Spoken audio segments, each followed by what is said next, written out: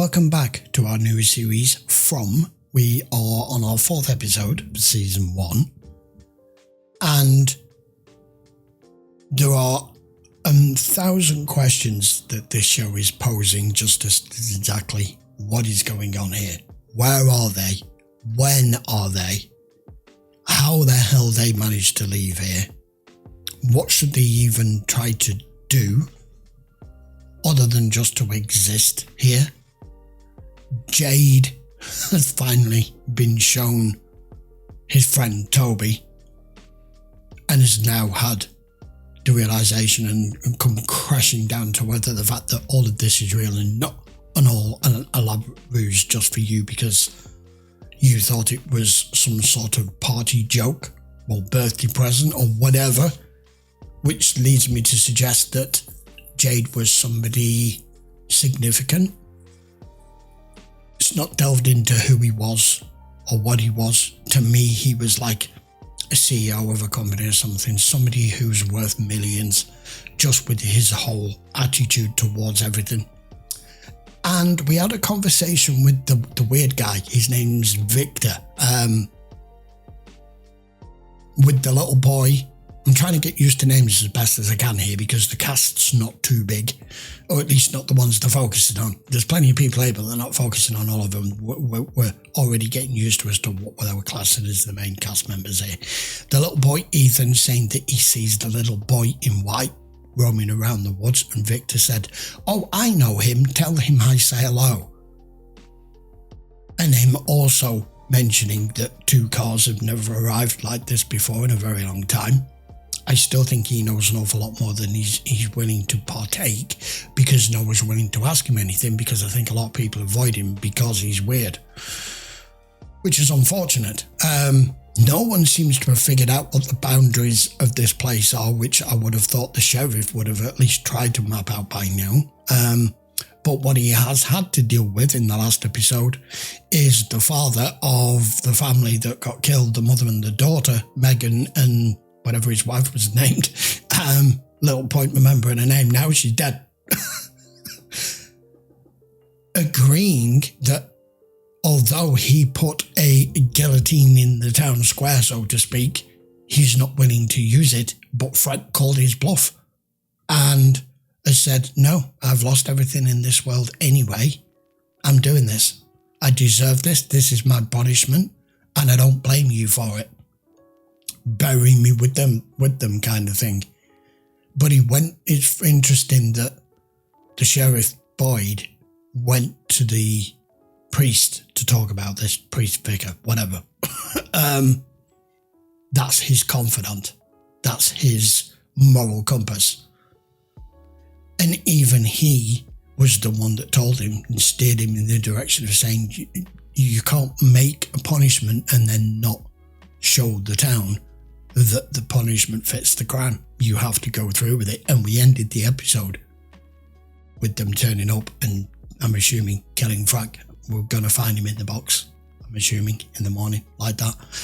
So anyway, let's carry on. See what happens next. Episode 4.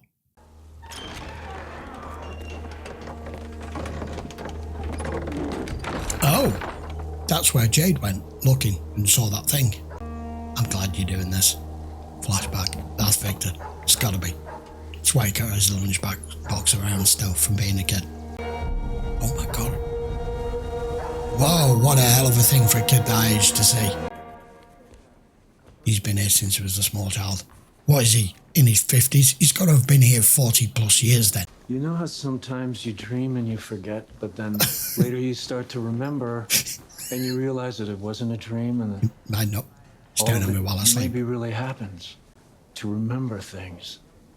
Things that I thought were dreams. Ah, that explains things. She's a teenage girl. She's got a middle-aged man watching her sleep. If you want. I suppose you're going to have to get used to it. What can you do? What can you do? Oh, look.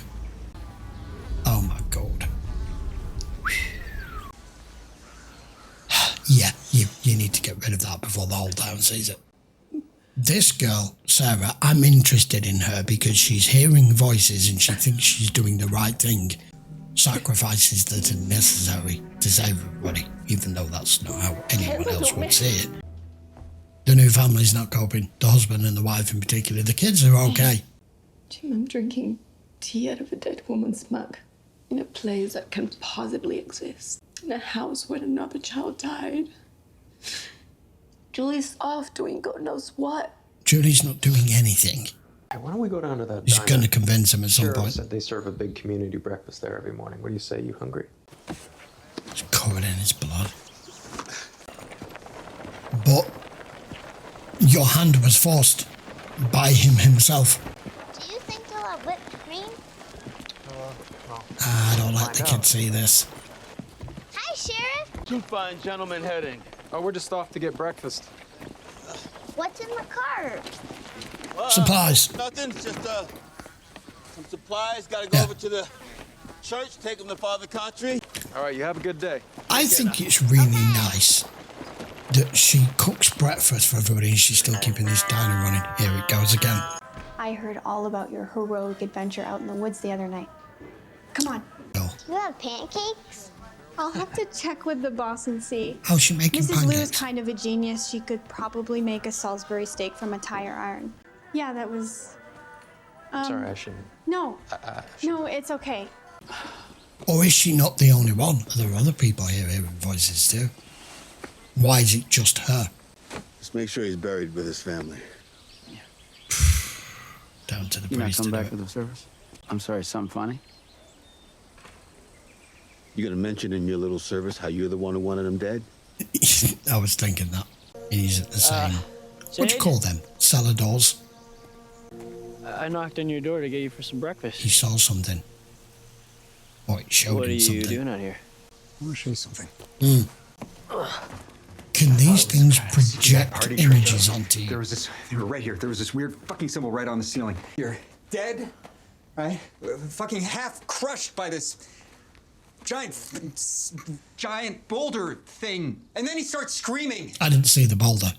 Look, the first couple days can be really tough. He thinks he's for seeing everyone. things. No, So no, your no, brain wait. can't really. No, He's not listen, taking I it want- serious. And I've done a fuck ton of drugs. I know what hallucinations feel like. This was different. It was here, You'd know. and then it wasn't. You'd know. Okay? I mean, I built a software company based on nothing but imagination. But this, Thank you. none of this is Thank you. That gives me some context as to who you are. an explanation. Okay, that's good, actually. Not that that matters now, but he's given us, he's partaking with us some information there that he built a software company. So that tells me he has a very scientific, analytic mind. So maybe he can help try and work out what the hell's going on here, because you've got to be pretty smart to do that. I'm going to go to the restroom for a moment. Because Just when the wife sit here was and hang tight, distraught- Okay, I'll be right back. In the first episode of the RV, trying to pick up notes as much as I can with this type of show. There'll be a lot of subtle hints in this that can be easily overlooked and missed. Okay, there you go. There's the breakdown. He's not coping. They've all had that point where they're like, just break down, like, well, what am I supposed to do? I have no control here. You're just meant to get in a house, unpack, and just live. The fact that you've tried to leave and you can't. 4 inches. What? 4 inches. Trees. They move 4 inches. They're coming Should closer. we tell somebody? Oh, I don't think they'll understand. No, I don't think they will either. You remember the boy that you were talking about? The one that lives outside. Is this him? It's not him. Even though it'll be a crude drawing. That looks like he's drawn it. Who drew this? I did. But it's in crayon. You're a grown-up. Is it him or not? He may be a grown-up. That's him. He may be a grown-up. He may look like a middle-aged man, but I think he's your age. What's I'll be- wrong? That means he was real. Hey, It's okay, Dad. let me see that. I'm sorry. Hold on. Dad, stop! What are you doing? Why are you doing that? Come near him. You don't talk to him. Do you understand me? Okay? I'm sorry. He's a kid. Stay the fuck away from him. He's still a kid. Dad! That was uncalled for. Time to go. Yeah, he's not one of those, and not here. Come on, let's No. go. That one is Armani. It belonged to this guy Charlie from Duluth. God. Oh, he was so beautiful and funny. Oh, well, Trudy got her hands on it, and now she's Charlie's always dead. trying to hide it so she doesn't have to share it with anybody. Well, I think Charlie would agree it would look much better on you than it does on Trudy. Miss Matthews. Hey, it's all got to be hand-me-downs. What else can you do? Mama's coming to see if you're doing all right. No, it's fine. I got it. I found your sweater in my bag. We miss you. You did have a bit of an outburst. I miss you guys too. Do what? You make it seem like poor, stupid Julie doesn't understand what she's doing, and that everything will just be okay once I admit that I was wrong, like I always have to do. I didn't say that. I have no idea where we are, how we got here. We have Neither does anyone else. as a family. Are you kidding me? You're seriously gonna stand there and lecture me about family? I knew. What's that mean? I knew what you and Dad were planning. I knew all about the divorce. So stop treating me like I'm a child, okay? Okay. That makes more sense. Your father and I love each other very much. We love you and Ethan very, very much. Every Thomas parent is has dead. to say this. Okay? You have 2 other kids. Yeah, they lost Thomas. They're enough for you. It's not that simple. It's not that simple. I can't do this right. Right, okay, stop right there. Now we have a little bit of context. We don't know what. Thomas was another one of their kids. Something happened to him. He obviously died. It's obviously I can never say that damn word. It's obviously permanently knackered the marriage that they can no longer see eye to eye. I don't know if it was one person's fault or one person blames the other or what even happened, any context as to how he died. It could have been one of the parents not paying attention. I don't know. But Julie has just told us that this was the last kind of trip together before the parents separate. That is the last thing you needed now to be stuck here with each other. That's why there's that weird kind of standoffish sense between the two parents. I wondered what it was. Now, please, I'm not trying to make this more. I'm sorry. Does she know? So you're now stuck here with the person you was going to leave. The RV that the family came in, they were driving here. Okay. Me and my parents, we were in Austin, Texas. Christy, the medic, she was in Detroit. Every single one of these pins is a different resident who drove in from a different location. What? Whoa, wait a minute. Stop. You're driving in from completely opposite sides of the country, but you've all seen the tree and ended up in the same place. Interesting. That now tells me that this place clearly isn't on a map anywhere. Where they're in there? I've got Charlie lost flashbacks from season 1 here. Guys, where the hell are we?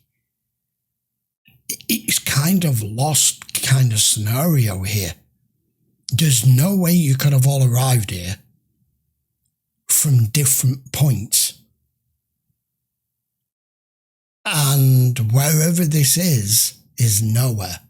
That is fucking impossible. I know. Have you seen Lost? Well, see, that's the difference between you and me. I don't do impossible. Right. I don't You're gonna just have to sit learn to. around accepting the world as it is. And I'm not going to rest until I figure out how. Something Well, then you're gonna is lose your doing mind. this. Okay, because that's what happens to people who can't adapt. They Don't believe. can't bend, so eventually they break. The monsters they have to be afraid of. But that's not the hardest part. He's coping here. It's what this place does to you. And if you can't, yeah, it does that sometimes. What have you? That'd be me. Wait, where That are would you be me. going? Seeing if I can Jay! figure out a way of contacting someone outside of here with it. Ethan's mad at me. It's clearly not a place the real world knows about, is it? No, if you can all unpack. come from Yeah, I was. directions and end up in the same place. But I went to see Julie. She knows about that fucking divorce, Jim. She fucking knows. Everything's gonna be okay. Oh, whatever. Hey, cheers. Saying that. What do you want me to say? I don't know. Say that you're hurt, that you're scared. Talk about how things are going to be okay. It makes the rest of us feel that we're doing something No, wrong. he's in the same boat as you because he broke down in the restaurant. Fair. Victor's gonna keep turning up. And he's warned him away. The father being cautious about this driver guy. What are you doing out here? But if he was going to harm your son, don't you think the town would know he's that kind of person? He's been gone a long time, and we need to ask him why he's back. He chose you. Just like he chose me once. Okay. But you can't take that. I understand that's how the little kids dealing with all of this. Don't you need one? Well, I've got this. Oh man, this is gonna look bad. If you need to say shitty things to me in order to feel better about what happened, fine. I'm not having this conversation. How about Psalm 23? What's that? From the book of cut the self-pitying bullshit and be a leader. I wouldn't know any of them. Look, none of this is really about them, is it, Boyd? You're gonna want to be very careful about what you say next. You can't keep punishing yourself, Boyd. She wouldn't have wanted that. Hey, you are way the fuck out of line. Before you got here, I was burying more people in a week than you'd seen die in the last 2 years.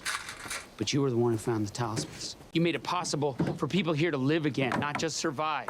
You saved this town, Boyd. I can still see her face when I close my eyes. Oh, God. Look, I can't even imagine what it must be like for you. And I wish you had the luxury of grief, but you don't, Boyd. We went 3 months without a single death. And there's been 6 in the last 3 days. Yeah, it's been People rough. are scared. Look, you want to use me as a punching bag? You need a place to put all your anger, all those regrets? Fine. But they need you to be strong, to hold this place together. He found those. He made it safer so people weren't hiding all the time. So they were having deaths all the time. It's been so long since he went away. He clearly don't want to talk about it. I started to think it was just a dream. Not your 2 cars, the first 2 cars. Ah. When was that? Oh, it's been a while. You've been here a pretty long time, huh? He's got to be talking about the 50s or the 60s, eh? For a long time, there was nobody else here but me. Confirmed. What happened to your parents? I just said that we shouldn't talk about it. They're dead, I assume. I used to have a little brother. Hmm. His name was Thomas. He died when he was a baby. Oh, damn. Oh, crap. He's here. What's the matter? Why does he appear during the day, but only to these 2? We gotta go. Tabby, can we just figure this out? No. I can't do that right now. Ethan left quite a while ago. Shit's gonna hit the fan here now when he realises he's gone. Ethan! He's gonna crucify Victor for this. Where did he go? A Farway tree. What is that? That's a weird looking tree. What are you gonna do?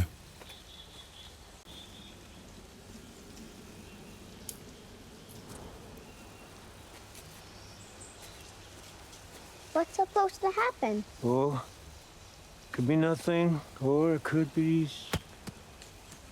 Oh. Okay. Same rock. How does it do that? Yeah, how does it do that? Oh, quick, off the top of my head. You are in multi-dimensional state in here. Only way that can happen. Problem is, you never know where you'll end up. It could be somewhere close. It could be somewhere far. Are there more? Oh, there's a No, bunch. no, I think you've got the word wrong. They're not temperamental. I think they're temporal. So now what do we do? That tree is a gateway. What's wrong? Come on, we gotta go. Oh, that's freaked him out. That's freaked him out. Ethan!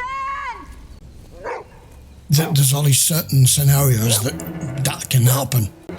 Can't be the same dog. It showed him see the dog when he was a little kid. Oh my God, Ethan! Ethan, come. Hi, come on. Who is that guy? With him, are you okay? Let me see. Oh my God. This looks bad. This looks real bad. I warned you. Please?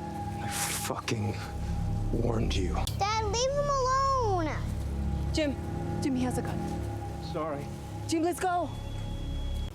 He's just misunderstood and he carries that for defense. Let's go. He has a gun. The dog.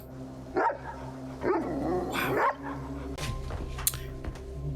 All of his drawings help him remember. I I don't think he can trust his own mind, which is why he draws pictures. Maybe he was the first to see all of this. But then that questions, was everyone in the town here aware of what was going on, or were these the new town's original inhabitants? I'm trying to see if any of these look like the things that come at night. Yeah, you're proper creepy. Maybe warned you.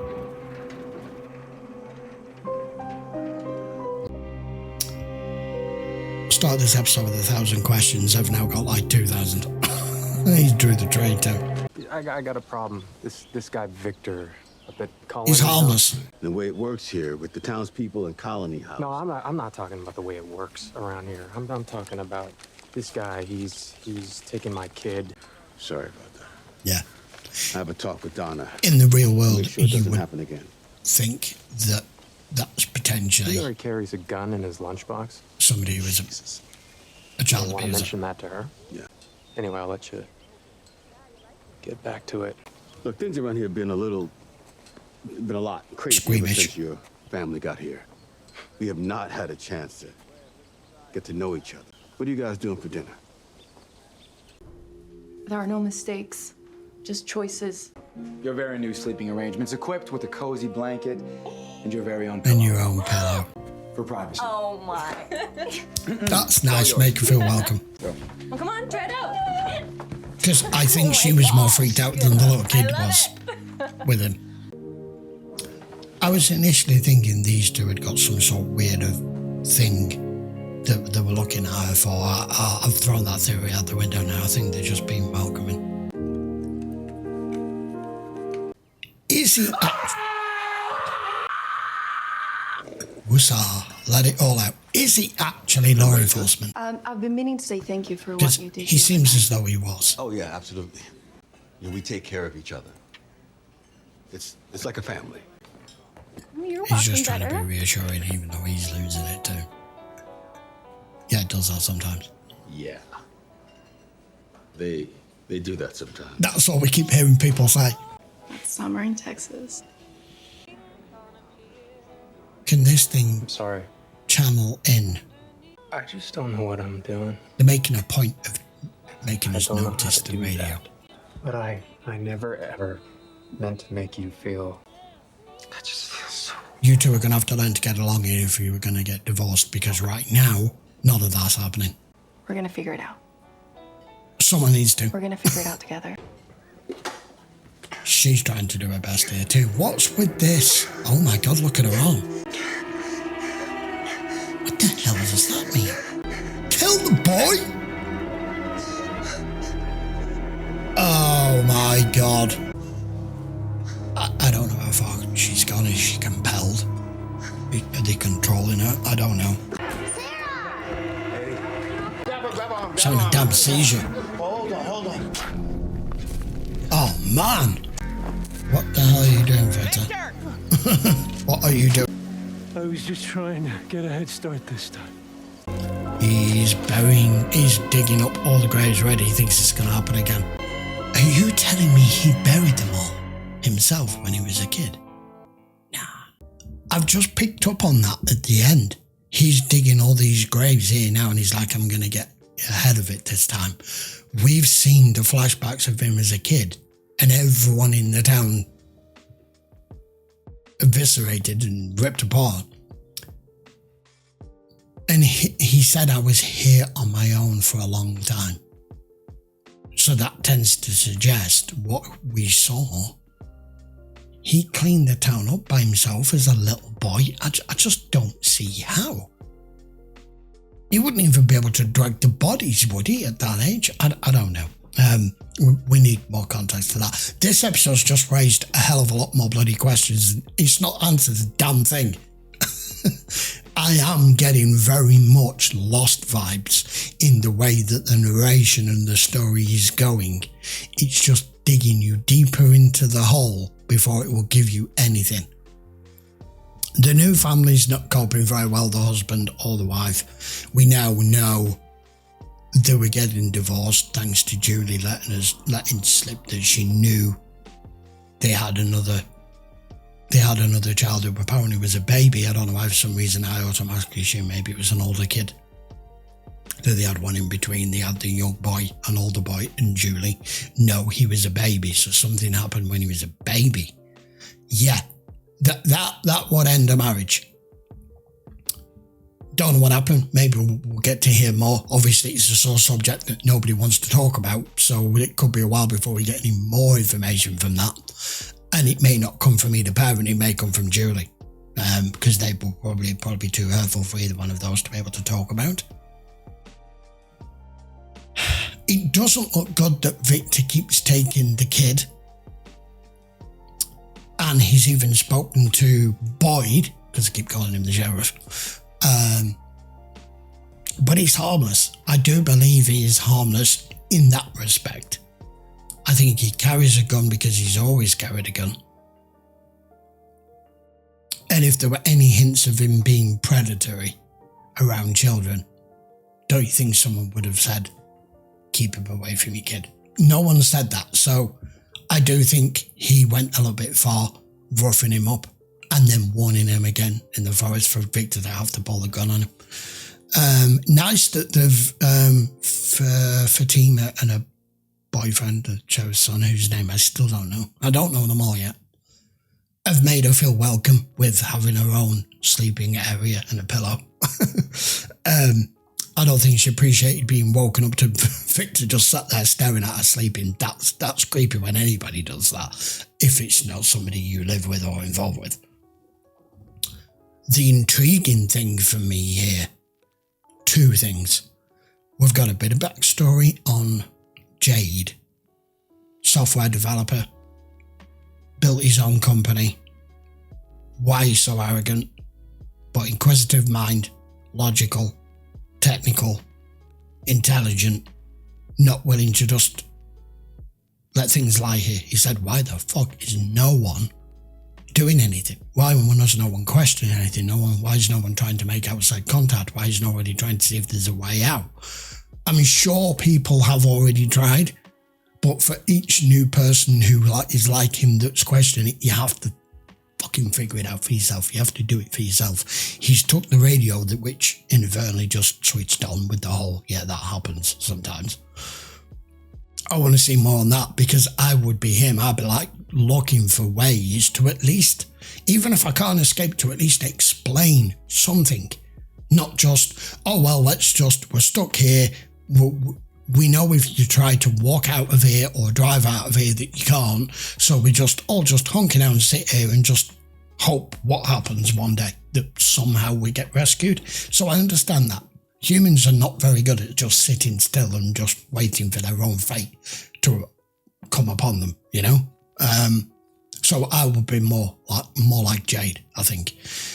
And the fact that he's technically minded could possibly help. Lots of questions with Victor, especially the damn tree.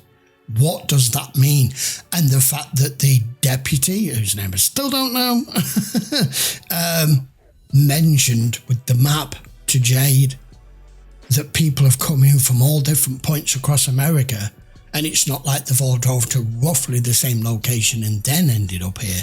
They've been hundreds, if not thousands of miles away, seen the same tree in the groves, but still ended up here. So distance has no relevance. And not only does distance not have any relevance, neither does, by the look of things, time and space, given what the tree just did. Multi-dimensional shifts, temporal shift, I have no idea. As mysterious as Lost was back in the day, I'm loving it. I'm loving it because I know that show forwards and backwards, but I do remember when it was new and fresh and you wanted so many answers to stuff and they just spoof at you a little bit by bit. And I feel like this show's going to do the same damn thing. It could be, we may not even start to get any answers in this first season at all. This could all just be laying the groundwork as to what's possible here, what isn't. And for all we know, at some point, there could be more people turn up. I don't know. Or they may just go with what we've already got. I need to know more about the sheriff because it sounds like he lost a wife here. At least I'm presuming it's his wife, because the vicar pushed and he's like, don't. So something happened there. I do feel like he was something to do with law enforcement because the way he was talking, things were a lot worse before he got here and he seemed to smooth things out. He found the talismans. I want to know how he found those and how he figured out what they did. How would you just stumble across that?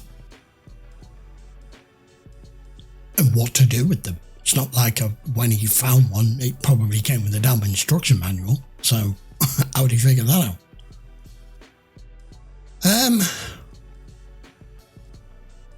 I could probably sit here for another half an hour and pose questions and theories, but I don't want to make this too long. It's that type of show where I could waffle on for a considerable amount of time. I don't want to extend each episode so much at the end because I know a lot of you guys switch off at this point.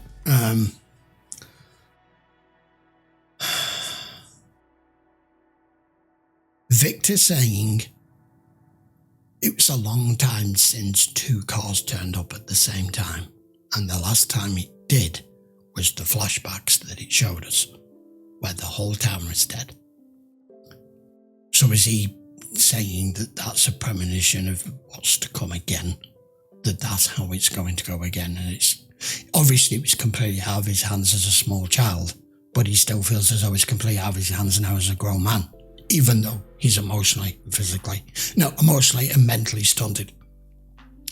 He looks like a normal, fully grown man. Even the little boy mentioned it. But you're grown up. Why have you drawn this with crayon? It's the only way he knows. But it's obviously he's hit on the fact that all these pictures he has are all memories, not dreams. And he's just starting to figure that out.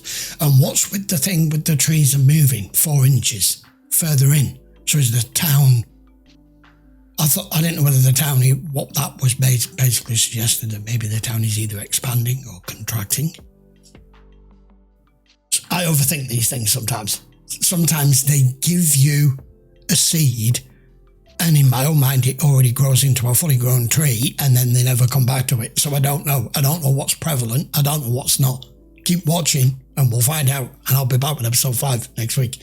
Till then, guys, thanks a lot for watching. I hope you enjoyed the episode. Post your theories, your comments, your ideas, your observations down below, especially with this type of show.